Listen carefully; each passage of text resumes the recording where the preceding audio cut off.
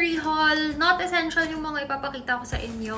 Kasi alam naman nating lahat na pagdating sa low carb, eggs, meat, fish, seafood, ano pa ba, green leafy vegetables, yun lang naman talaga yung mga essential. Yung mga nandito ay mga extra na lang na hindi nyo naman kailangan kapag naglo-low carb kayo. Pero pwede siyang option kung medyo nauumay na kayo sa mga low carb food ninyo. Simulan muna natin sa drinks. Palagi akong bumibili ng kombucha. Ito yung dalawang flavor na favorite ko. Pero lahat naman sila masarap. Yun nga lang kung first time ninyo na iinom ng kombucha, medyo weird yung taste niya. Aside from that, meron din ako palaging sparkling water. Marami akong ganito sa ref. Kapag nag-grocery, palagi akong kumukuha para, wala lang, takot ako makaubusan ng sparkling water. Kasi pag nagkikrave ako ng soft drinks, either kombucha or sparkling water yung iniinom ko.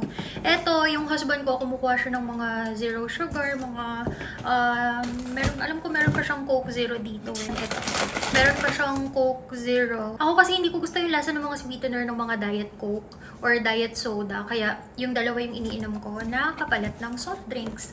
Tapos, cream cheese. Ito yung pinakamura, kaya ito yung kinuha ko. Nilalagay ko to sa egg. Ang sarap nito kapag may ganito yung egg. And, syempre, butter. Kerrygold yung butter na binibili ko kasi iba yung lasa ng Kerrygold eh. Masarap talaga siya. Malinamnam. Yun nga lang, medyo pricey siya. So, marami pa naman tayong other options pagdating sa butter.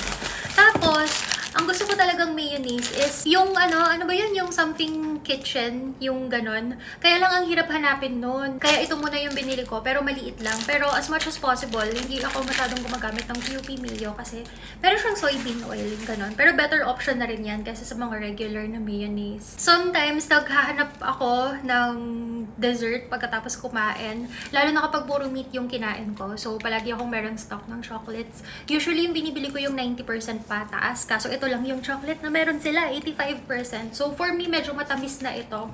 Nagtatagal yan sa akin ng sobrang tagal. Kasi kapag kumain ako, yung isang block lang naman na ganon.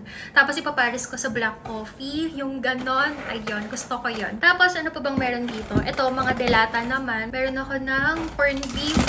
Iba't ibang klase ng corned beef. Spanish sardines. Ito yung mga delata rin na palagi kong binibili. Mga iba't ibang klase ng mga, yung mga tuna na soaked in water, soaked in brine, at saka soaked in olive oil. Kahit anong brand, okay lang naman. Uy, may ano pa ako dito. Delimondo rin, pero yellowfin tuna na nakahalo siya sa extra virgin olive oil. Ito, soaked in, ano naman to? Soaked in brine. Tapos, meron ba akong soaked in water? Ito, soaked in water naman. Palagi ako may mga ganito kasi tamad ako magluto. For cooking oil, ito, Minola naman yung kinuha namin ngayon. Kahit ano lang, basta coconut na cooking oil. Tapos, bumibili ako ng maraming ganito ngayon.